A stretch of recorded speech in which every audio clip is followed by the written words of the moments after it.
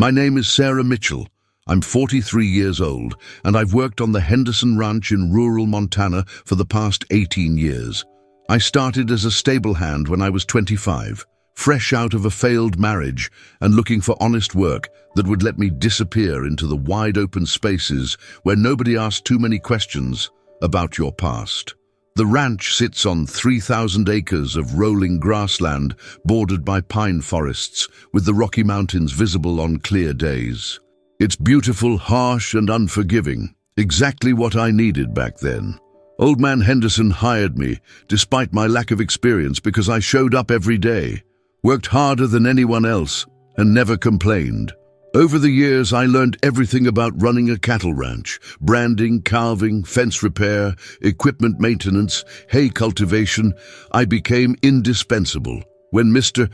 Henderson's health started failing 5 years ago, I essentially ran the daily operations while he handled finances and major decisions from his office. Mr. Henderson had a son, Marcus, who was 38 now.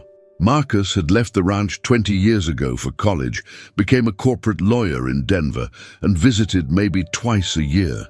He clearly had no interest in ranch life, preferring his city apartment and six-figure salary.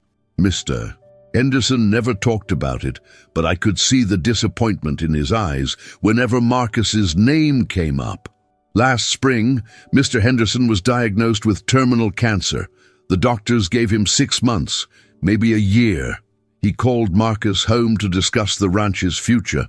I was in the barn when Marcus arrived in his expensive SUV, wearing designer jeans that had never seen real work, and boots so new they practically gleamed. He looked completely out of place. That evening, Mr. Henderson called me to the main house. Marcus was there, looking uncomfortable. Mr. Henderson got straight to the point. He was leaving the ranch to me. Not to Marcus, his only child, but to me, his employee. The silence that followed was heavy. Marcus's face went through several expressions: shock, confusion, then anger. Mr. Henderson explained his reasoning calmly. Marcus had built a different life and had no interest in ranching.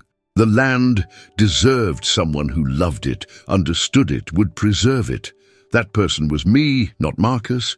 He'd leave Marcus his savings and investments, which were substantial, but the ranch itself would become mine upon his death. Marcus didn't argue then, just sat there with his jaw clenched. But after Mr. Henderson went to bed, Marcus found me in the kitchen.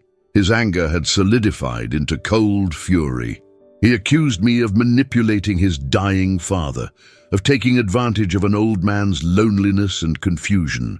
I tried explaining I'd known nothing about the will until that moment, but Marcus didn't believe me. Over the following months, as Mr. Henderson's condition deteriorated, Marcus visited more frequently, not to help or spend time with his father, but to undermine me. He'd point out small mistakes, question my decisions, suggest to his father that I was mismanaging things. Mr. Henderson saw through it and stood by his decision, which only made Marcus angrier. Mr. Henderson passed away in September, peaceful in his sleep. The funeral was small: ranch hands, neighboring farmers, a few old friends. Marcus played the grieving son perfectly, but I caught him watching me with calculating eyes throughout the service. After everyone left, the lawyer read the will officially. Everything was as Mr. Henderson had explained. The ranch and all its assets went to me, while Marcus received the financial investments. Marcus contested the will immediately, claiming his father had been mentally incompetent and I had exercised undue influence. The legal challenge would take months, but the lawyer assured me it would fail. Mr. Henderson had been evaluated by doctors who confirmed his mental competence right up until the end, and he'd explained his reasoning clearly in the will. I tried continuing normal operations despite the legal cloud. The ranch hands, 5 full-time men who'd worked here for years, stayed loyal. They'd seen how hard I worked, how much I cared about the land and the cattle. They didn't trust Marcus any more than I did. But Marcus started coming around more often, always looking for something to use against me. Then, 3 weeks after the funeral, disaster struck. I was in the north pasture checking on pregnant heifers when I saw smoke rising from the direction of the main barn. I drove back as fast as the old ranch truck would go, my heart pounding. By the time I arrived, the barn was fully engulfed. Flames shot through the roof, black smoke billowed into the clear October sky. The volunteer fire department arrived within 20 minutes, but it was too late.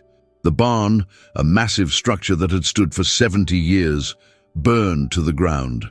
We lost feed stored for winter, equipment worth tens of thousands of dollars, and worst of all, 3 horses that had been inside. The hands and I stood watching it burn, helpless and heartbroken. Those horses had been like family. The fire chief, a weathered man named Bill Corrigan, who'd been fighting fires in this county for 30 years, surveyed the ruins once they were cool enough to approach. He found the origin point quickly, southeast corner, near where we stored hay. His expression was grim when he pulled me aside later that afternoon. Accelerant had been used. This wasn't an accident. Someone had deliberately set the fire. My stomach dropped. Who would do this? Bill said the sheriff would investigate, but his eyes held suspicion when he looked at me. I realized with horror what he was thinking, that I'd burned my own barn for insurance money. Sheriff Tom Holland arrived the next morning. He was a fair man in his 50s who'd served this county for 2 decades. I'd known him casually through community events. He walked through the burned remains, took photographs, collected samples. Then he asked me to come to his office for questioning. Sitting across his desk, I felt like a criminal despite having done nothing wrong. Tom asked about my whereabouts during the fire. I'd been in the north pasture, alone, no witnesses. He asked about insurance. Yes, the barn was insured for $200,000. He asked about my financial situation, stressed, with legal fees from Marcus's will contest mounting. I could see how it looked. New owner, contested inheritance, financial pressure, convenient fire with substantial insurance payout. But I hadn't done it. I loved that barn, those horses. The idea that anyone thought I'd kill animals for money made me sick. Tom didn't arrest me, but I could tell I was his primary suspect. The ranch hands stood by me publicly, but I noticed them watching me differently. Doubt had been planted. Even worse, Marcus heard about the fire and immediately filed an emergency motion claiming I was destroying estate assets and requesting a court-appointed manager for the ranch until the will contest was resolved. The judge thankfully denied it, but the accusation hung over me. Insurance investigators arrived asking the same questions, taking the same samples. They were professional but clearly skeptical. One investigator, a sharp-eyed woman named Patricia Chen, spent hours interviewing everyone. She asked about enemies, recent conflicts, anything unusual. I mentioned Marcus's hostility and the will contest. She took extensive notes, but her expression remained neutral. Days passed. The burned barn stood as a black skeleton, a constant reminder of loss and accusation. I couldn't sleep, couldn't eat properly. Every time someone looked at me, I wondered if they thought I was an arsonist and animal killer. The insurance company put my claim on hold pending the investigation. Then Marcus made a mistake. He came to the ranch one afternoon, ostensibly to collect some of his father's personal items. I was in the office when he arrived. He seemed nervous, jumpy, which wasn't like him.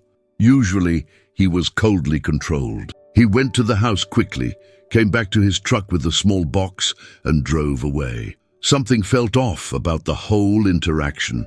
Later that evening, Sheriff Tom called. He wanted me to come to his office first thing tomorrow morning. His tone was serious, but not hostile. I barely slept that night, terrified he was going to arrest me. The next morning, I drove to town with my stomach in knots. Tom's office was small, cluttered with files and coffee cups. He gestured for me to sit, then dropped a folder on the desk between us. Inside were photographs, images of items found in Marcus Henderson's truck during what Tom described as a routine traffic stop the previous evening. There was a gas can, latex gloves, and a lighter, all covered in residue that matched the accelerant used in the barn fire. I stared at the photos, unable to process what I was seeing. Marcus had set the fire. My employer's son had burned down the barn, killed 3 horses, and tried to frame me. Tom explained they'd pulled Marcus over for a broken tail light, completely random. The deputy noticed the gas can in the truck bed and, given the recent fire, asked to search the vehicle. Marcus consented, probably too arrogant to imagine he'd been caught. The evidence was conclusive. Accelerant residue on the can matched the barn fire exactly. Marcus's fingerprints were on everything. Cell phone records showed he'd been in the area at the time of the fire, not in Denver as he'd claimed. Tom had arrested Marcus 2 hours ago. He was in custody, facing charges of arson, animal cruelty, and attempted insurance fraud. I should have felt relief, vindication. Instead, I felt hollow. Why had he done it?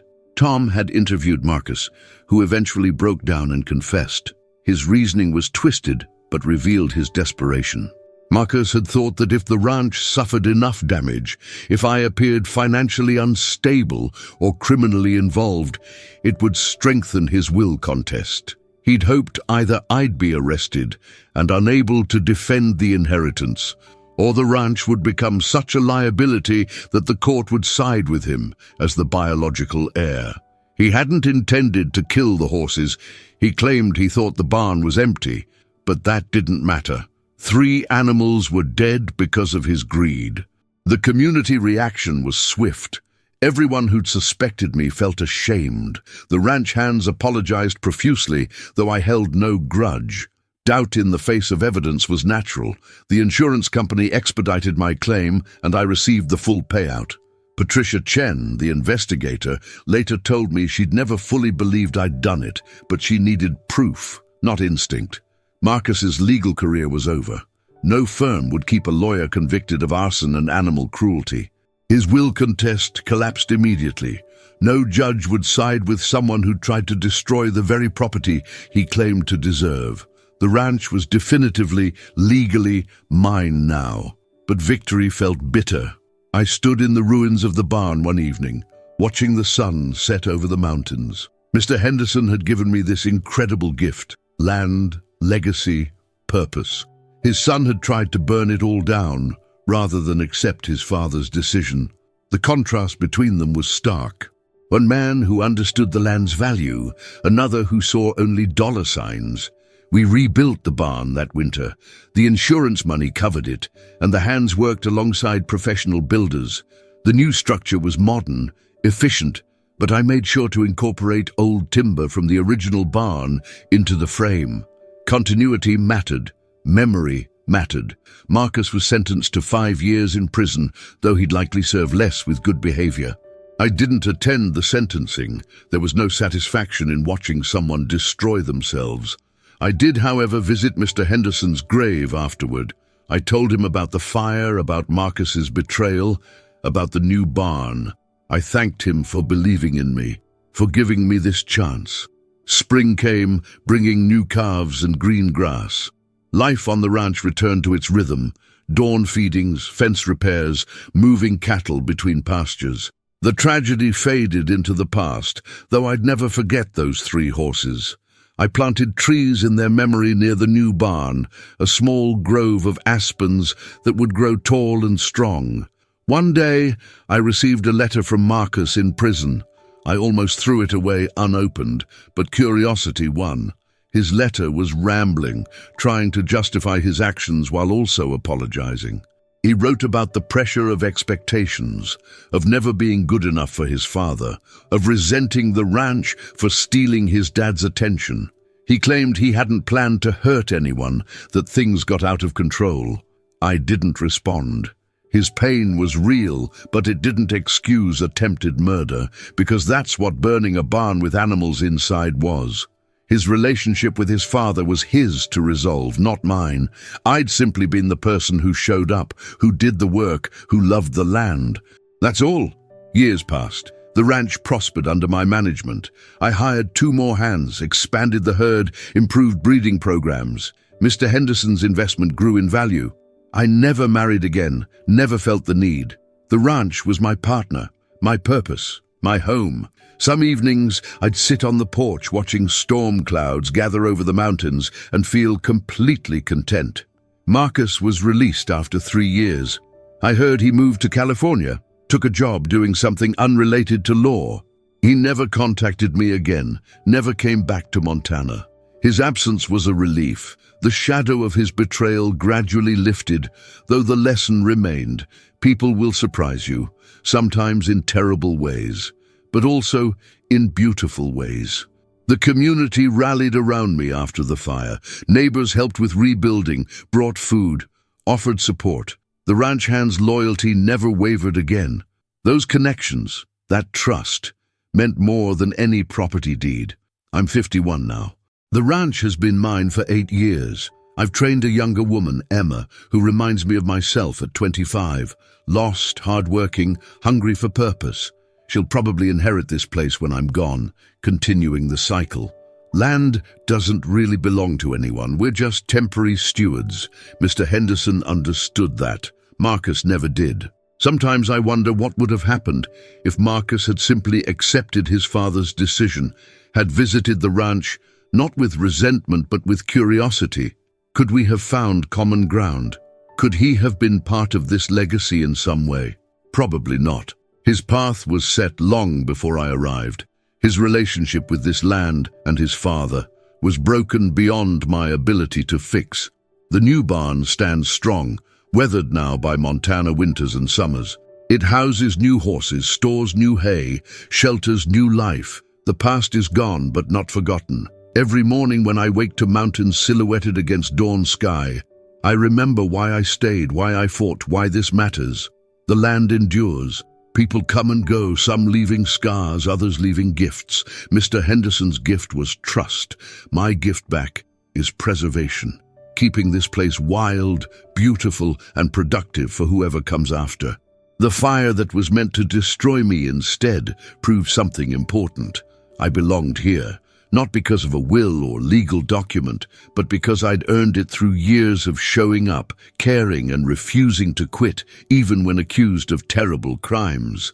That's the real inheritance, not the land itself, but the right to call it home. Marcus never understood that. He saw property, assets, money. I see morning fog in the valleys, calves taking their first shaky steps, horses running through autumn grass. I see what his father saw, that the ranch isn't something you own, it's something you serve. And service, real service, can't be faked or inherited. It has to be chosen day after day, year after year. The sheriff still stops by occasionally, though now it's for coffee and conversation rather than investigation. Tom became a friend through that terrible time. He admitted later he'd had doubts about my guilt, but couldn't ignore the evidence that pointed toward me initially. Finding the proof in Marcus's truck had been pure luck. That broken tail light, that random traffic stop. Sometimes justice needs luck. I've thought about what might have happened if Marcus hadn't been stopped that night, if he'd disposed of the evidence. Would I have been arrested, convicted, lost everything? The proximity to disaster still gives me chills. My life, my freedom, my reputation hung on the thread of a broken taillight. That's how fragile everything is, how quickly circumstances can destroy or save you, but dwelling on what-ifs is pointless. What matters is what actually happened. I was proven innocent. The guilty party was caught and the ranch survived. Some of the hands joke that I have 9 lives, that I'm tougher than any storm this land can throw at me. Maybe they're right. Or maybe I'm just stubborn, too stubborn to let anyone take what Mr. Henderson entrusted to me. Emma asks me sometimes about that time, about the fire and the accusation. She's curious how I handled being suspected of something so terrible. I tell her the truth. It was the worst period of my life, worse even than my divorce or Mr. Henderson's death. Being thought capable of killing animals and destroying something beautiful, that cut deeper than any other pain. But I also tell her that surviving false accusation taught me something valuable. Your integrity isn't what others think of you. It's what you know about yourself. When everyone doubted me, I knew the truth. That knowledge kept me standing. External validation is nice, but internal certainty is essential. Know who you are, what you stand for, and then no accusation can truly break you. The ranch stretches out before me now as I stand on this same porch where I've stood thousands of times. Cattle graze in the distance, hawks circle overhead, the mountains stand eternal. In a few minutes, I'll walk down to the barn, the new barn, the one built from ashes, and start evening feeding. Emma will meet me there, and we'll work side by side as the sun sets. This is my life, not the one I planned at 25 when I arrived here broken and searching, but the one I built through work, loyalty, and refusal to give up. Mr. Henderson saw something in me before I saw it in myself. Marcus tried to destroy what his father built and what I preserved. He failed. The land remains. The work continues. And I'm still here, still showing up every morning, still earning the title that matters most. Rancher. That barn fire was meant to end my story. Instead, it became a chapter proving that what's built on truth and hard work can't be destroyed by lies and fire. The evidence found in Marcus's truck didn't just clear my name, it validated everything Mr. Henderson believed about character, about choosing the right steward for land you love. He chose right. And I'll spend the rest of my life proving that choice was justified, not through words or legal documents, but through every dawn I meet with work gloves on and dirt under my fingernails. This is how you honor a legacy. You live it, you protect it, and you pass it on to someone who'll do the same. The ranch will outlive me, just as it outlived Mr. Henderson. That's exactly how it should be.